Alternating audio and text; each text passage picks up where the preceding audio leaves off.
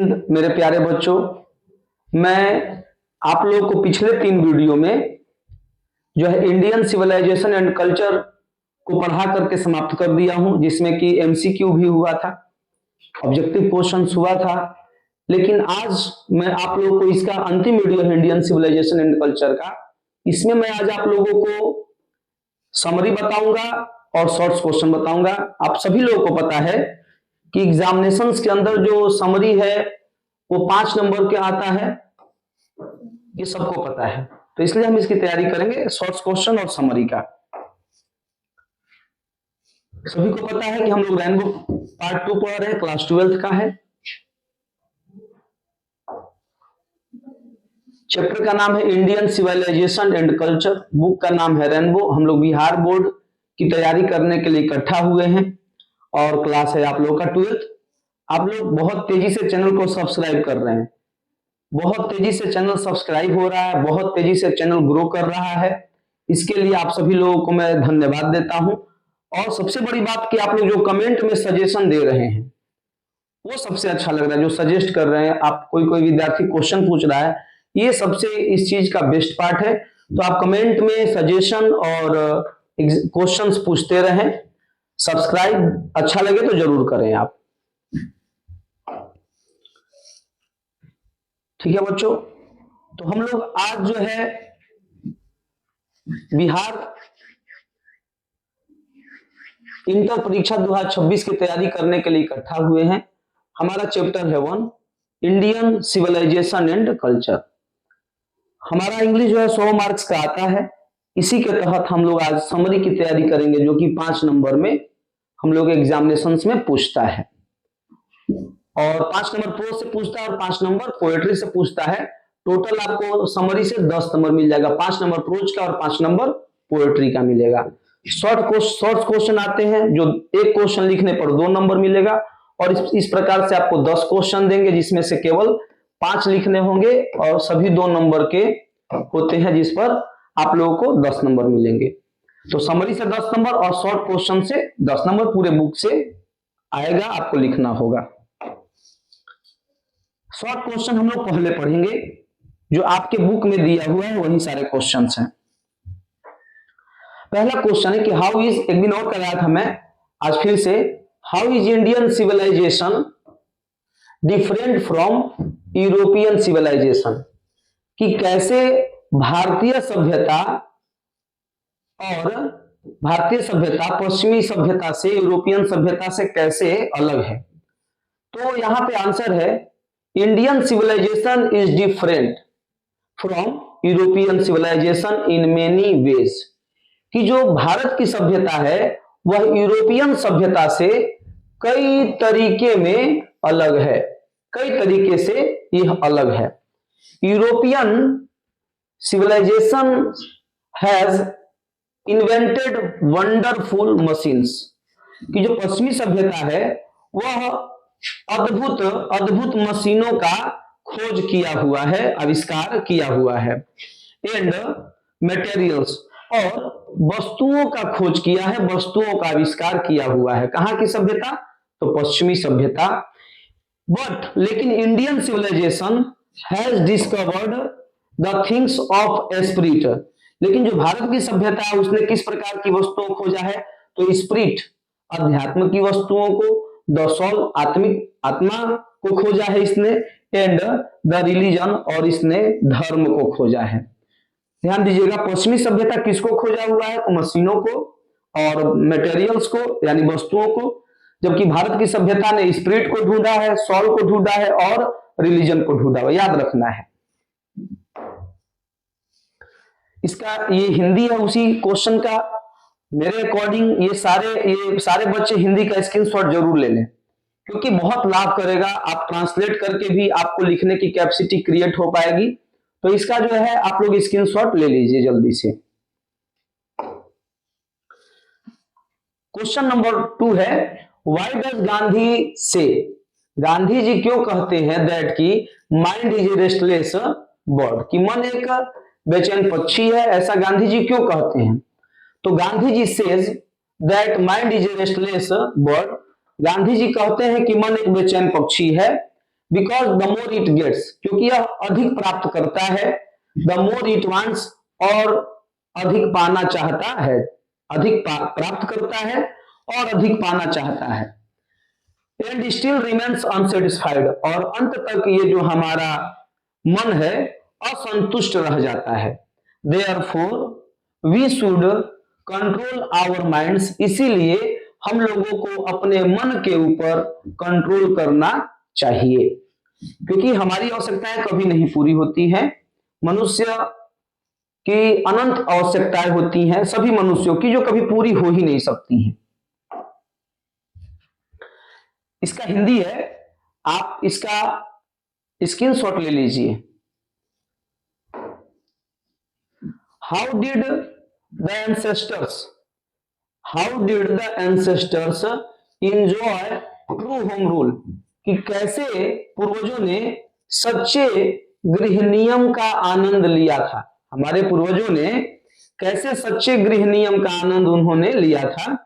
तो आंसर है our ancestors enjoyed true home rule, हमारे पूर्वजों ने सच्चे गृह नियमों का आनंद लिया था, बिकॉज क्योंकि they were not involved in social media, क्योंकि वे लोग सोशल मीडिया में सम्मिलित नहीं थे। जैसे आज हम लोग सोशल मीडिया पे काफी ट्रेवल कर रहे हैं, फेसबुक, इंस्टाग्राम, व्हाट्सएप, जिससे कि हमारे मन में, हमारे जीवन में और भी अशांति का आगमन हो गया है। लेकिन हमारे पूर्वज सोशल मीडिया पर ट्रेवल नहीं करते थे, उसमें इन्वॉल्व नहीं होते थे। दे वर स्ट्रिक्ट टू फॉलो रूल्स, वे लोग जोरदार तरीके से रूल्स को फॉलो करते थे, नियमों का अनुसरण और पालन करते थे। And awoke early in the morning, और वो लोग सुबह में जल्दी जग जाते थे, वो लोग सुबह में जल्दी जग जाते थे। And to everything on time, और वह सभी चीजें जो है वह समय पर लेते थे, समय पर करते थे। दे लिव्ड इंडिपेंडेंटली, वे लोग जो है स्वतंत्र रहते थे।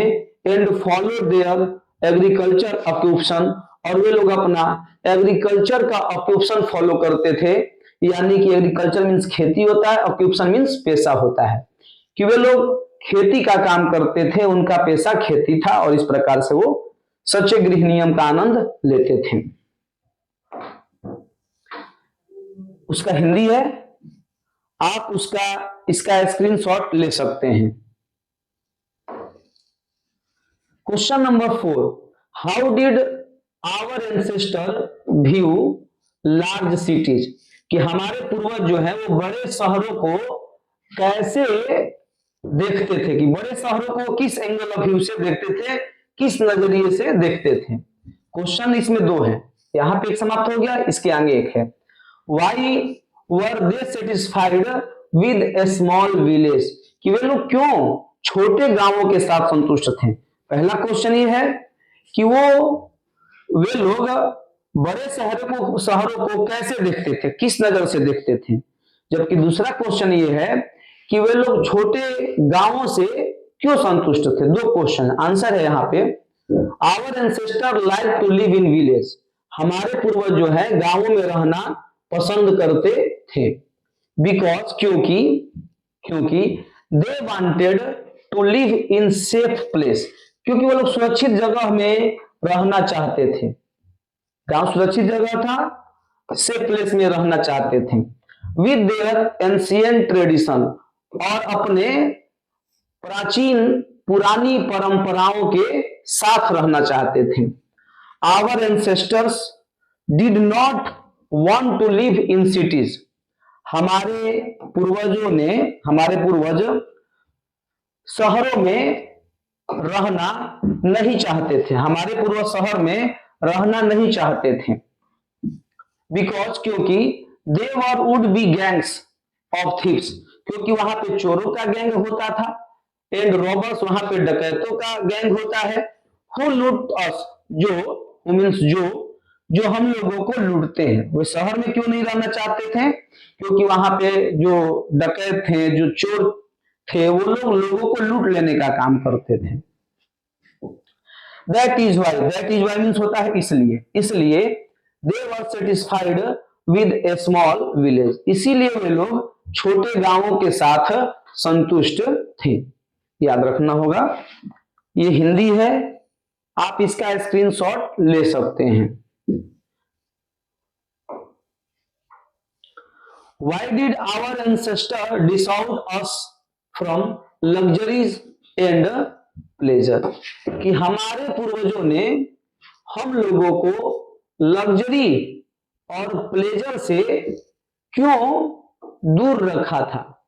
उन लोगों ने हमें लग्जरी और प्लेजर यानी कि भोग विलास और सुख सुविधाओं से दूर क्यों हमारे पूर्वजों ने हम लोगों को रखा था?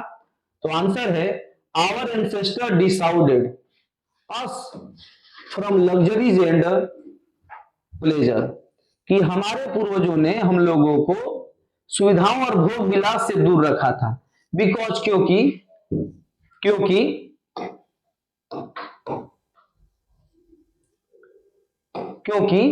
दे न्यू, क्योंकि वे लोग जानते थे दैट कि वी कैन बी हैप्पी, कि हम लोग खुश हो सकते हैं, एंड हेल्दी और स्वास्थ्यपूर्ण हो सकते हैं, with the use of our hands and feet, कि अपने पैरों का और हाथों का प्रयोग करके हम लोग खुश रह सकते हैं और स्वस्थ रह सकते हैं। दे न्यू, वे लोग जानते थे दैट कि luxuries and pleasures make us their slaves, वे लोग जानते थे कि जो लग्जरीज है, जो प्लेजर है, जो सुख सुविधा है, जो भोग विलास है, वो हम लोगों को अपना गुलाम बना लेंगे। स्लेव्स मीन्स गुलाम होता है, स्लेव्स मीन्स गुलाम होता है, कि वो लोग क्या करेंगे तो हम लोगों को गुलाम बना लेंगे वो सारे मशीन्स। अगला क्वेश्चन है, वो इसका हिंदी है, आप स्क्रीनशॉट ले लीजिए। What according to the author is modern civilization, कि ऑथर के अनुसार, लेखक के अनुसार मॉडर्न सिविलाइजेशन क्या है, आधुनिक सभ्यता क्या है? तो आंसर है अकॉर्डिंग टू द ऑथर, लेखक के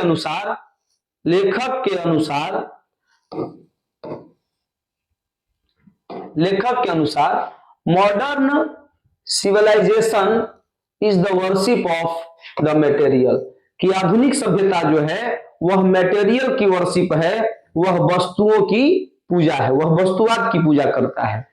materialism is the god of this civilization, कि जो वस्तुवाद है, जो मटेरियलिज्म है, इस सभ्यता का भगवान है, यानी जिसके पास जितना अधिक वस्तु है उसे वो लोग उतना ही बड़ा और सम्मानित नजर से देखते हैं।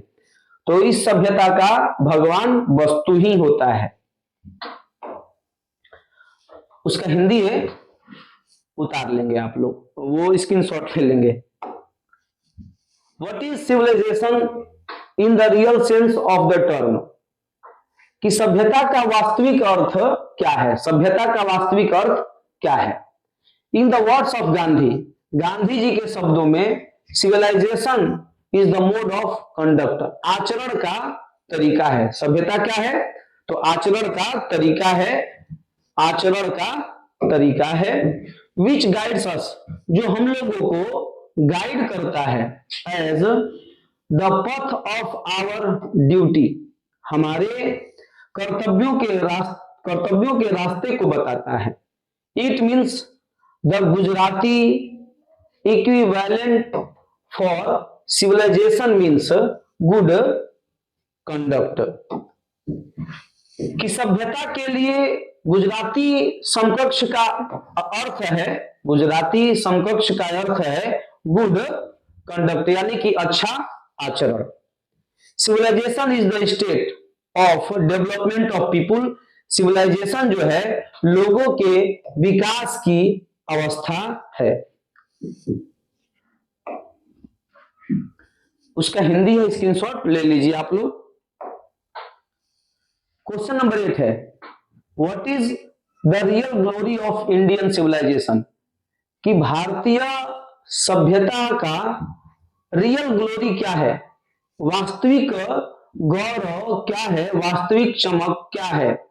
इन the words of Gandhi ji, Gandhi ji के शब्दों में, India's glory remains immovable. India की चमक यह है कि इंडिया की चमक अभी भी अटल है, अडिग है। भारत का गौरव अभी भी अडिग है, इमूवेबल है। इवन आफ्टर ईयर्स, कई सालों के बाद भी, it is as it should be, यह वैसे ही है जैसे कि इसको होना चाहिए।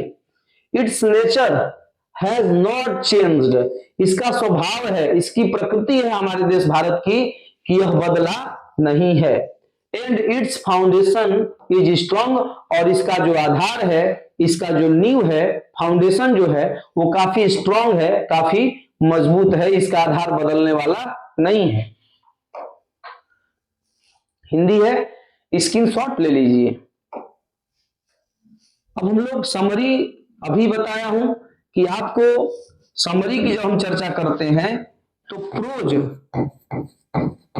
और पोएट्री, इन दोनों से आपको प्रोज के 3 ऑप्शनल समरी रहेंगे और पोएट्री के 3 ऑप्शनल समरी रहेंगे। इसमें किसी एक को लिखना होगा और इसमें भी किसी एक ही पर लिखना होगा समरी। इस पर जब एक पर लिखते हैं तो आपको 5 नंबर मिलेगा, और इस पर भी जब आप लिखते हैं तो आपको 5 नंबर मिलेगा। यानी ये दोनों 5 और 5 नंबर मिल करके आपके टोटल 10 नंबर होंगे समरी से। तो इसलिए बच्चों हम लोग को समरी बहुत ही ध्यान से पढ़ना चाहिए। तो अब हम लोग इस चैप्टर का समरी देख लेते हैं। Indian civilisation and culture is a beautiful essay. Chapter पढ़ाया था, जब स्टार्ट किया था तो ये पहला लाइन था उसका कि इंडियन सिविलाइजेशन एंड कल्चर एक बहुत ही सुंदर निबंध है।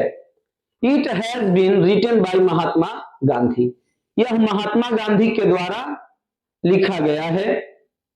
ही वॉज बॉर्न इन 1869, वह 1869 में जन्मे थे। एंड डाइड ऑन 30 जनवरी 1948, और वह 1948 30 जनवरी को मर गए, उनका निधन हो गया था। ही इज कॉल्ड एज बापू, वह बापू के रूप में जाने जाते हैं, उनको बापू कहा जाता है। एंड मोहनदास करमचंद गांधी, और उनको मोहनदास करमचंद गांधी भी कहा जाता है। He is the father of the nation, वह राष्ट्र के पिता है, राष्ट्रपिता है। मैं उस दिन बताया था कि 1944 में 16 जुलाई को सुभाष चंद्र बोस जी ने पहली बार इनको राष्ट्रपिता के नाम से संबोधित किया था सिंगापुर से। हेयर गांधी जी प्रेजेंट्स, यहां गांधी जी प्रस्तुत करते हैं, इस चैप्टर में क्या प्रस्तुत करते हैं, the importance of our ancient civilization, हमारे पुराने सभ्यता के महत्व को प्रेजेंट करते हैं। No other civilization of the world, कि दुनिया में ऐसी कोई सभ्यता नहीं है, can compare with our civilization, जो हमारे सभ्यता के साथ तुलना कर सके। दुनिया में ऐसी कोई सभ्यता नहीं है। उसी का हिंदी है, आप स्क्रीनशॉट जरूर ले लें। अगले पेज में हम लोग बढ़ जाएंगे। इन दिस एसे, इस एसे में महात्मा गांधी हैज हाईलाइटेड, महात्मा गांधी ने प्रकाश डाला है, the salient feature of Indian civilization. Salient मतलब होता है मुख्य, अब फीचर मीन्स होता है गुण, कि भारत के कल्चर एंड सिविलाइजेशन, भारत की जो सभ्यता और संस्कृति है उसके मुख्य गुण पर गांधी जी ने प्रकाश डाला है। ही डिस्क्राइब्स, वह वर्णन करते हैं, दैट की Indian civilisation is the greatest civilisation